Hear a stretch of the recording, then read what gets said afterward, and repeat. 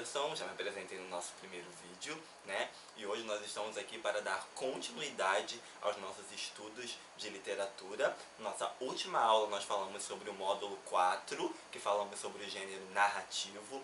E hoje nós vamos começar a estudar o gênero lírico, que é a matéria do módulo 5 de vocês. Se vocês perceberem na apostila, o gênero lírico, ele é dividido na apostila de vocês em dois módulos. O capítulo 5 e o capítulo 6 vão falar sobre o gênero lírico. Do mesmo jeito que o capítulo 3 e 4 falaram do narrativo. Então hoje nós vamos ter essa primeira parte sobre o gênero lírico, que é um gênero bastante amplo, por isso que há essa divisão em duas partes da apostila de vocês, né? Hoje nós vamos ter uma aula bem informativa, então eu espero que vocês prestem bastante atenção nas informações que vão aparecer aqui na tela para vocês, façam as anotações e fiquem ligados nas informações que eu vou passar para vocês, porque é um gênero com muitos conceitos, muitas informações para a gente poder explorar. Antes de começar a falar do gênero lírico, eu gostaria de voltar com vocês na definição dos gêneros literários para estabelecer essa definição de uma vez por todas, né? Eu já tinha dito na nossa aula sobre o gênero narrativo que os gêneros literários como um todo, né, foram estabelecidos na antiguidade por Aristóteles por uma necessidade de catalogar a literatura, de catalogar textos literários em diferentes critérios. E na última aula nós vimos os critérios que compõem um texto narrativo, né? E eu comecei falando dos 4 gêneros em geral. Nós podemos ter o gênero narrativo, o gênero lírico, que é o nosso foco de hoje, o gênero épico e o gênero dramático, que são os dois que nós vamos ver mais à frente. Então, esses são os 4 gêneros literários. Nós já cobrimos o narrativo e hoje vamos cobrir o lírico. E eu gostaria de começar fazendo a mesma inflexão que eu fiz com o gênero narrativo. Porque eu falei para vocês que narrativo vem de narrar, que significava contar uma história, né? Contar um acontecimento, seja ele real ou fictício, que envolva personagens, tempo, espaço, enredo e por aí vai.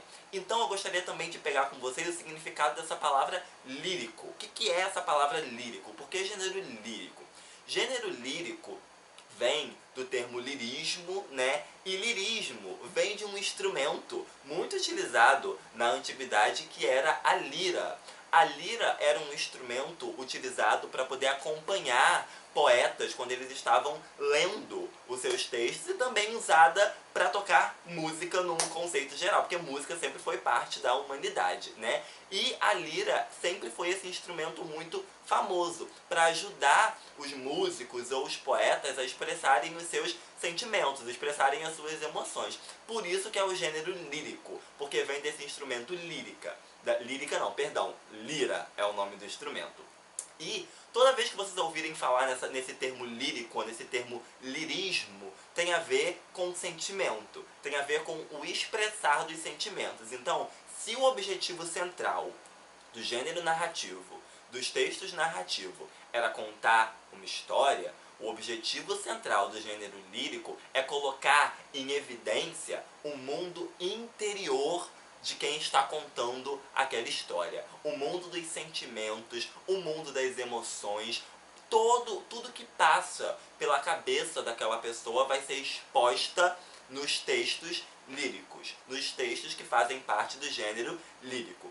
Tem um poeta norte-americano chamado Robert Frost, que ele diz que o gênero lírico é necessário porque os poetas precisam expressar seus sentimentos. Saudade de casa, um sentimento de nó na garganta, o sentimento de que algo está errado, uma desilusão amorosa, enfim. Tudo isso precisa ser expressado de alguma maneira. E esse poeta, Robert Frost, ele diz que é através da poesia, é através do poema, dos poemas, né, que os poetas, através da palavra, que os poetas vão conseguir expressar toda esse sentimentalismo. Então, o gênero lírico está diretamente ligado a essa questão do mundo sentimental, do mundo interior do eu lírico, né? Da onde surge esse termo eu lírico ou sujeito lírico? Surge justamente nesse gênero. Cada texto lírico tem uma voz poética falando dos seus sentimentos, mas não se pode confundir essa voz poética com é o autor do poema.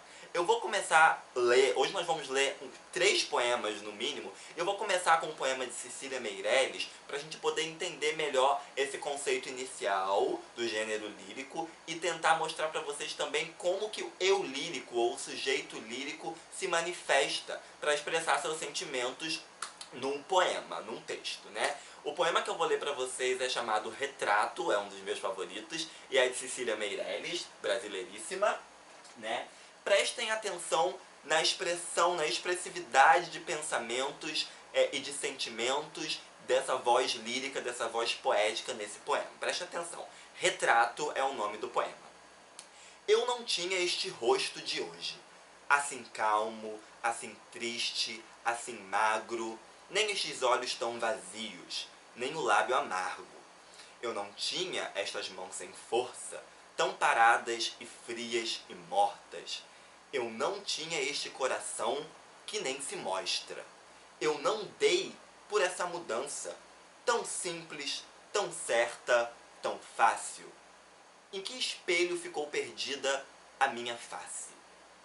Nesse poema, nós podemos perceber que não é a Cecília Meirelles que está falando, é a voz poética, é o eu lírico que está num conflito consigo mesmo diante do espelho, porque ele não consegue reconhecer as suas mudanças diante de um espelho, ele não consegue se auto-reconhecer diante do espelho. Então nós temos um eu lírico que está em crise existencial, em crise de identidade, em crise de reconhecimento de si próprio. Mas essa voz poética, esse sujeito lírico, esse eu lírico, não é a autora do poema. Não é a Cecília Meirelles. É uma voz que ela criou especificamente para retratar esses sentimentos. Então, toda vez que vocês ouvirem o termo eu lírico, vocês não podem confundir com quem escreveu o poema. Eu lírico é uma voz criada exclusivamente para falar com o leitor, para falar com o receptor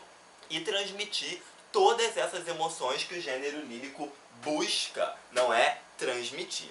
Então, esse é o conceito geral do gênero lírico. Ele busca trazer essa sentimentalidade, né, esse sentimentalismo para os textos, para trazer um mundo interior do eu lírico para fora. Nós não estamos mais falando aqui de contar uma simples história. Nós estamos falando de sentimentalismo, ok? E de um sentimentalismo exagerado, exacerbado. Vamos falar disso mais à frente. A principal construção textual do gênero lírico são os poemas. Por quê?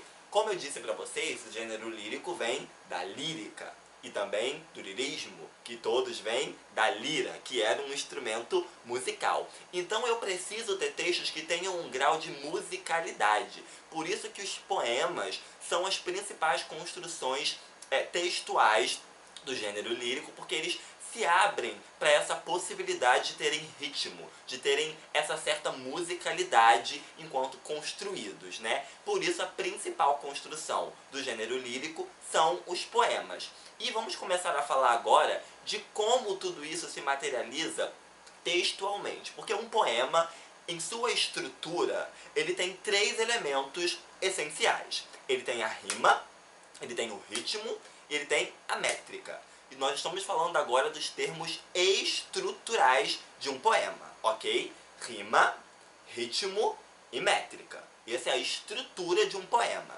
E um poema em si, ele é dividido em versos e estrofes. Então, recapitulando, fazem parte da estrutura de um poema a rima, o ritmo e a métrica.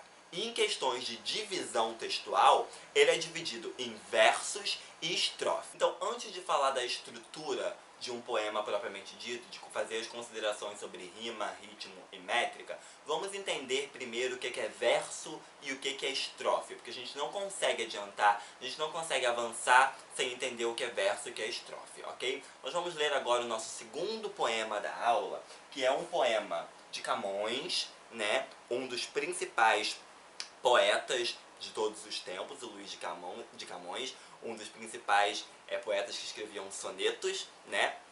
Então, nós vamos ler esse poema dele para entendermos o que é verso e estrofe. para falar primeiro de como um poema se divide, ok? Vamos lá. O nome do poema é Alma Minha Gentil que Partiste. E a ideia desse poema, primeiro eu gostaria de chamar a atenção para o título, porque era muito comum na antiguidade, quando os poetas publicavam o seu poema, mandavam seus poemas para publicação sem título nenhum, ou quando esses poemas já eram publicados, quando esses poetas tinham falecido, geralmente a primeira linha do poema, ou seja, o primeiro verso do poema, era considerado o título. Vocês podem perceber que o primeiro verso aqui é o título do poema, é também o título do poema. Vamos lá. Alma minha gentil que te partiste. Alma minha gentil que te partiste, tão cedo desta vida descontente. Repousa lá no céu eternamente, e viva eu cá na terra sempre triste. Se lá no assento etéreo onde subiste, memória desta vida se consente, não te esqueças daquele amor ardente que já nos olhos meus tão puro viste. E se vires que pode merecer-te alguma coisa a dor que me ficou, da mágoa sem remédio de perder-te. Roga a Deus que teus anos encurtou, que tão cedo de cá me leve a ver-te, quão cedo de meus olhos te levou.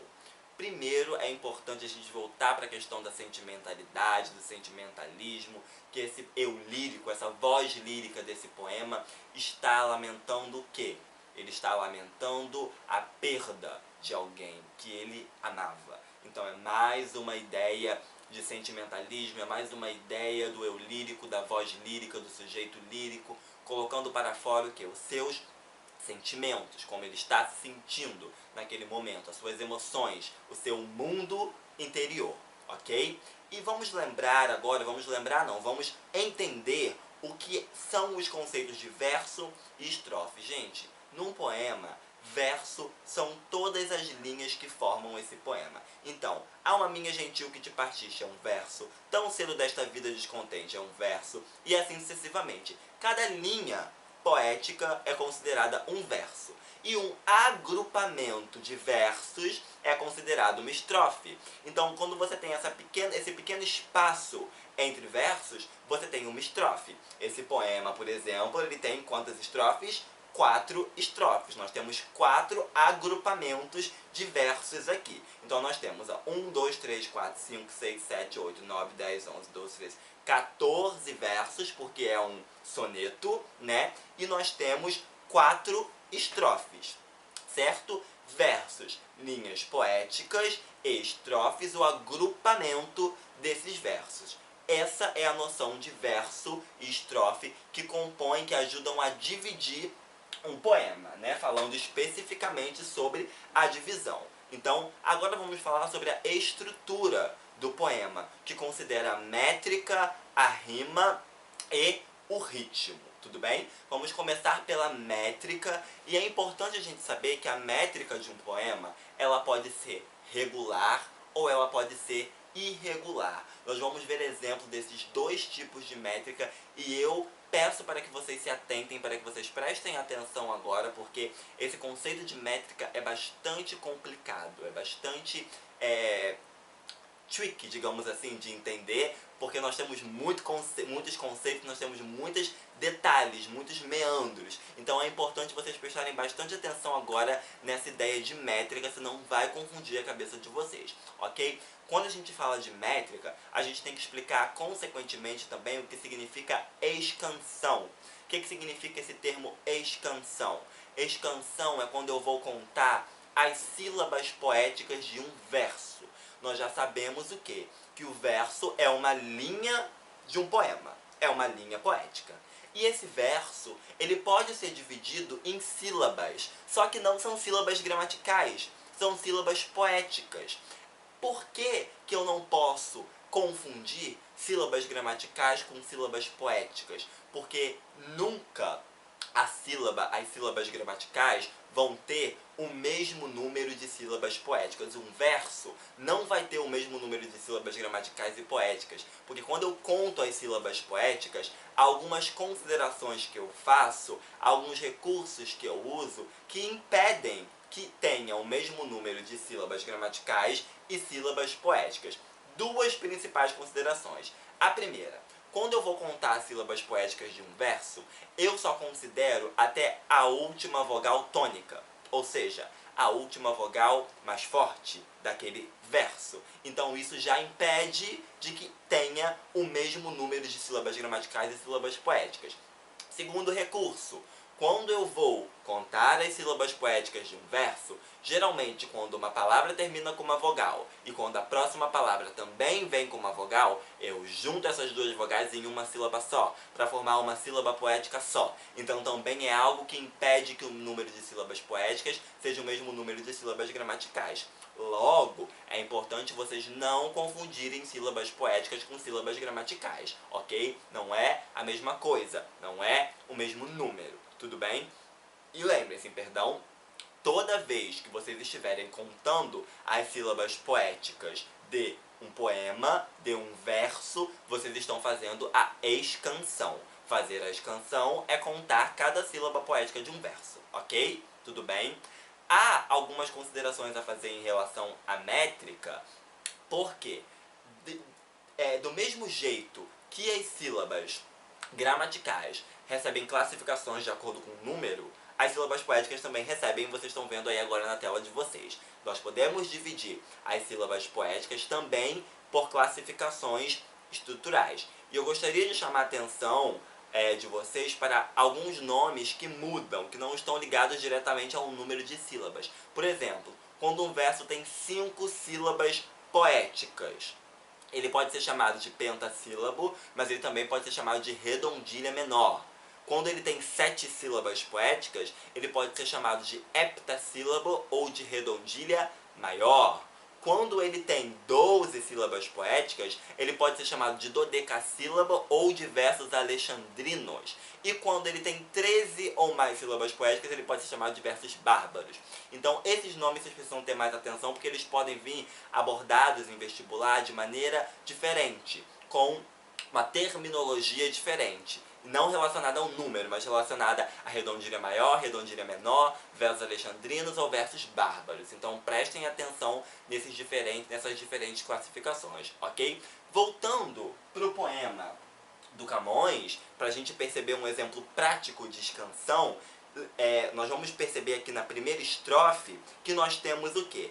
10 sílabas poéticas em cada verso, ou seja, nós temos versos aqui decassílabos. Por quê? Em cada verso dessa estrofe eu tenho 10 sílabas poéticas. Podem perceber que a sílaba tônica, a última sílaba tônica, ela está sempre em negrito, porque é ali que eu paro de contar as sílabas poéticas. Então, como todos os versos possuem o mesmo número de sílabas poéticas, nós podemos chamar essa estrofe, esses versos, de versos decassílabos, porque todos possuem 10 sílabas poéticas, ok?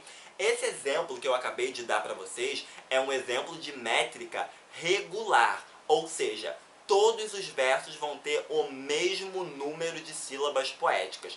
Todos os versos possuem 10 sílabas poéticas, logo, todos os versos são decassílabos, logo, esse é um exemplo de métrica regular. Eu não tenho nenhum desvio dessa norma, ok? Todos os versos estão com a mesma configuração.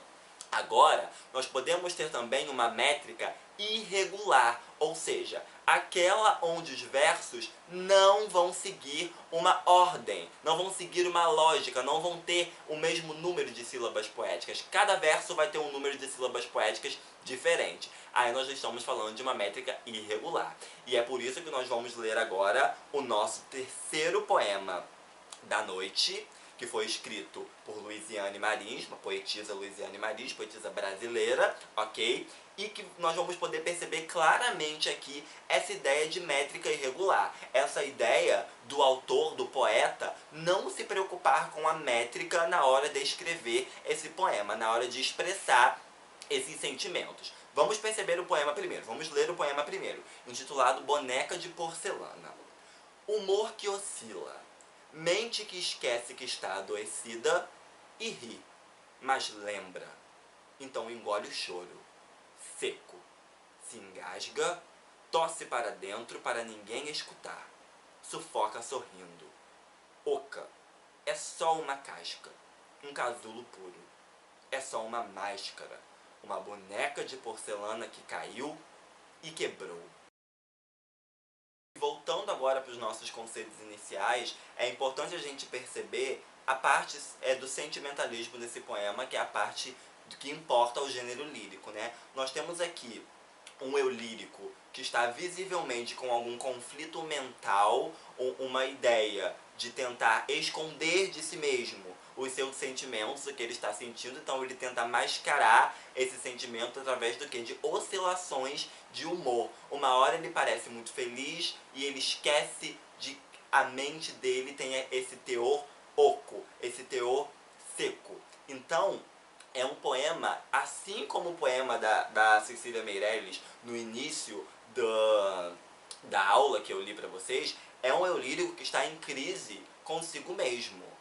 A crise do eu lírico de Cecília era uma crise de identidade, e a crise do eu lírico de Boneca de Porcelana, a crise do eu lírico de Luiziane Marins, é uma crise de humor, é um problema de ordem mental, né, que está acometendo esse eu lírico. Mas ele, através da poesia, através do poema, ele consegue o quê? Expressar esse sentimento. É quando ele escreve, é quando ele se manifesta, que ele consegue expressar todo esse sentimentalismo, tudo que ele está sentindo. Porque, como diria o poeta que eu citei lá no começo da aula, o Robert Frost, é através do poema que o poeta consegue se libertar, que o poeta consegue escrever os seus sentimentos, criando uma voz poética exclusiva, criando esse eu lírico para contar, para transmitir esse sentimento. Então isso está bem claro nesse poema, ok? Mas deixando as interpretações de lado e voltando a falar da métrica, nós podemos perceber, nós falamos que a métrica pode ser regular ou irregular. O exemplo que nós vimos do Camões é uma métrica de ordem regular, certo? Mas se você para comparar a métrica de Camões com essa métrica do poema de Marins, você pode ver aí na tela que é uma métrica completamente diferente. Não se segue no poema de Marins essa ideia dos versos terem o mesmo número de sílabas poéticas. E isso a gente consegue perceber sem fazer a contagem das sílabas, porque nós temos um verso com 3 palavras e um outro verso que tem outras várias palavras, o verso que tem 6, né? Um com 3, outro com 6 e um com 2, depois outro com 2 e outro com 3. Então a gente já sabe, só olhando para a primeira estrofe do poema, que essa métrica vai ser irregular. Ela vai ser irregular porque não está nem condizendo os versos com o número de palavras. Então é impossível que essa métrica seja regular. Então esse é um exemplo de métrica irregular, ok? Esse é o conceito de métrica que eu gostaria de deixar evidente para vocês. Métrica regular é quando os versos possuem o mesmo número de sílabas poéticas, e métrica irregular é quando o verso não possui uma ordem específica de sílabas poéticas, ou seja, o poeta escreve de maneira livre em relação às sílabas poéticas, tudo bem? Isso é o que nós chamamos de métrica num poema. Lembrando que toda vez que você está contando a métrica, você está fazendo o quê? Você está fazendo a escansão deste poema, ok? Então espero que o conceito de métrica tenha ficado claro para todos. Agora nós vamos prosseguir para o conceito de rima, ok? Um poema também precisa ter rima, precisa ter musicalidade, ele precisa ter essa ideia de combinar as suas palavras para valorizar a sua estética e para valorizar a sua aproximação com o leitor, a sua aproximação com quem está apreciando aquela obra. Então nós podemos ter esquemas de rimas num poema. Nós podemos ter rimas alternadas, nós podemos ter rimas emparelhadas, nós podemos ter rimas interpoladas e nós podemos ter rimas misturadas. Como que isso se materializa num texto? Nós vamos ver exemplo por exemplo agora, ok? Vamos começar com as alternadas. O que significa uma coisa alternada? Uma coisa alternada é uma coisa que vem uma hora de um jeito, outra hora de outro. Uma hora de um jeito, outra hora de outro. Então, as rimas alternadas são exatamente assim. Presta atenção nesse exemplo de rima alternada. Vida que me venta, sina que me brisa. Só te inventa quem te precisa. Então nós temos venta rimando com inventa e brisa rimando com precisa. Nós temos um esquema de rima alternado que pode ser chamado de AB-AB. Por quê? Eu tenho A rimando com A, B rimando com B, de maneira alternada. Venta rima com inventa, brisa rima com precisa. Só que as rimas B estão entre as rimas A. Por isso que é chamado de esquema de rimas alternados, ok? Então toda vez que eu tiver uma palavra rimando com a palavra da linha, não de baixo, mas da outra linha, da próxima linha, eu tenho, toda vez que eu tenho um elemento, um outro verso entre uma rima e outra, nós temos rimas alternadas. Nós também podemos ter as rimas emparelhadas, que significa quando elas vêm acarretadas, uma atrás da outra, aí não tem mais a ideia de alternância, tem a ideia de emparelhamento. Então preste atenção nesse exemplo. Quando tu sorriste, o meu lado triste se fez esperança durante essa dança. Então nós temos sorriste, triste, esperança, dança. Não tem nada no meio dessas rimas, elas estão uma embaixo da outra. Por isso elas são chamadas de emparelhadas, ok? Outro exemplo são as rimas interpoladas, que elas vêm da seguinte maneira. Eu tenho uma rima, depois eu tenho duas rimas completamente diferentes no meio, e lá embaixo eu tenho a rima que vai se combinar com a primeira. Preste atenção. Alma minha gentil, e esse exemplo é justamente o exemplo do poema de Camões que nós lemos. Alma minha gentil que te partiste, tão cedo desta vida descontente, repousa lá no céu eternamente, e vive eu cá na terra sempre triste. Esse é um exemplo de rima interpolada, por quê? Partiste rima com triste que está lá no final, enquanto descontente e eternamente estão rimando entre si. Logo, é um exemplo de rima interpolada, porque eu tenho essa ideia de entre duas rimas eu ter não só uma, eu ter duas. Quando entre duas rimas eu tenho uma só, é alternada. Quando entre duas rimas eu tenho duas, aí é interpolada, ok? Então, lembrando, nós podemos ter as rimas alternadas, emparelhadas, interpoladas, e misturadas é quando vem tudo misturado, quando eu não tenho nenhuma ordem lógica, eu não vou seguir nenhuma ordem lógica, elas vão vir totalmente embaralhadas, sem uma ideia de continuidade, ok? Esses são os 4 tipos de esquemas rítmicos, lembrando que nós podemos também ter rimas ricas, nós podemos também ter rimas pobres. Qual é a diferença entre esses dois termos?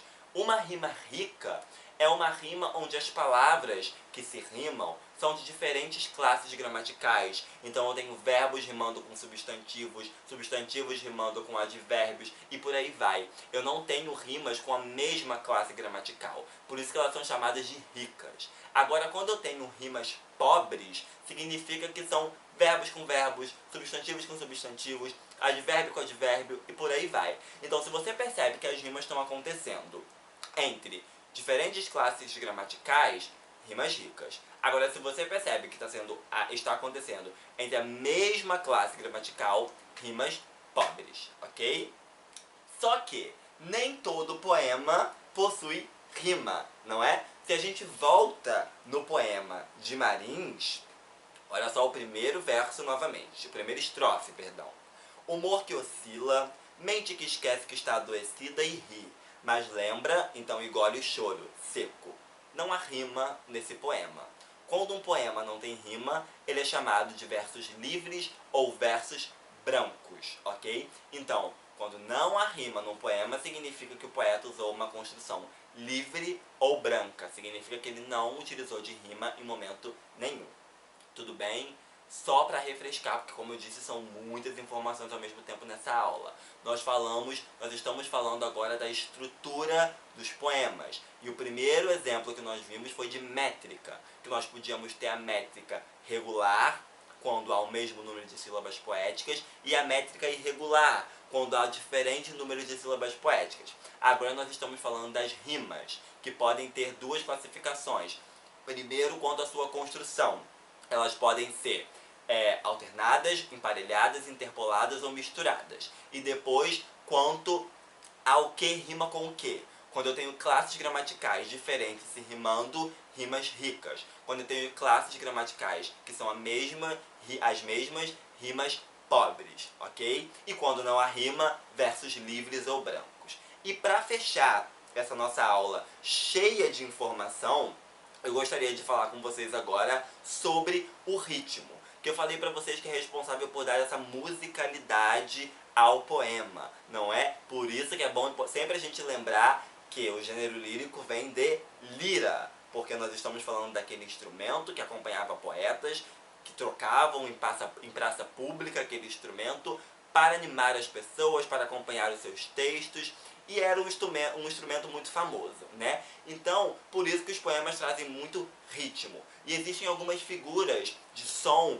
que são importantes para a construção desses ritmos, que são a aliteração, a assonância, a anáfora e a onomatopeia.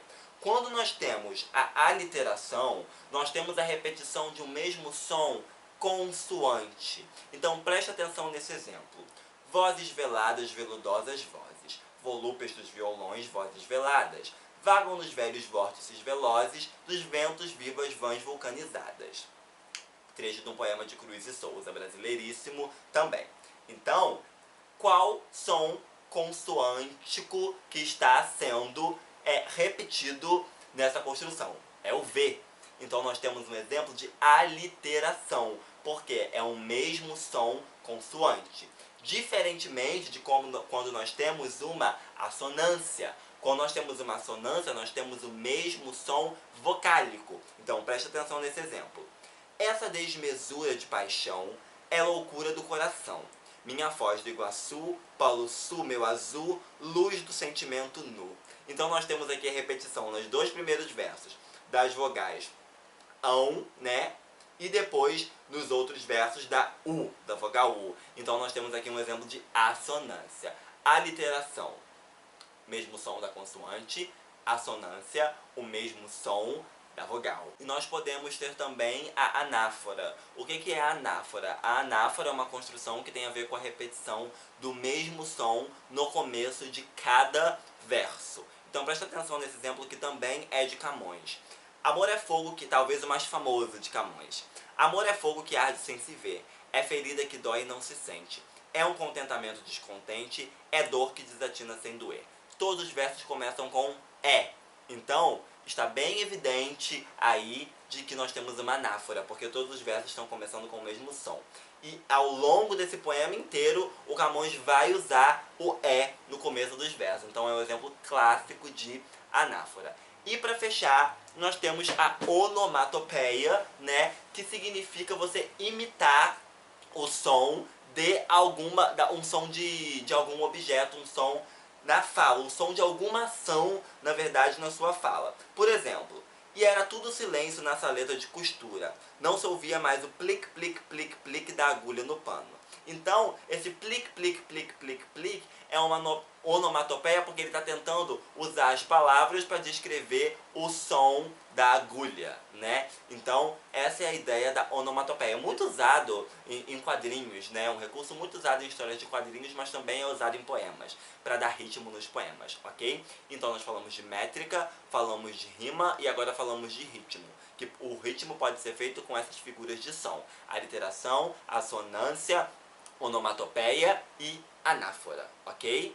Na nossa próxima aula nós vamos continuar falando do gênero lírico, falando especificamente dos tipos de lirismo. Nós podemos ter o lirismo clássico, o lirismo romântico e o lirismo moderno. Se vocês perceberem, o capítulo 4 já fala do lirismo clássico, mas eu não vou falar hoje porque vai ficar muita informação, ao mesmo tempo vocês vão ficar malucos. Então eu vou deixar para começar a falar dos 3 tipos de lirismo na próxima aula, no próximo vídeo, ok? Obrigado mais uma vez pelas visualizações, bons estudos para vocês e até a nossa próxima aula. Valeu!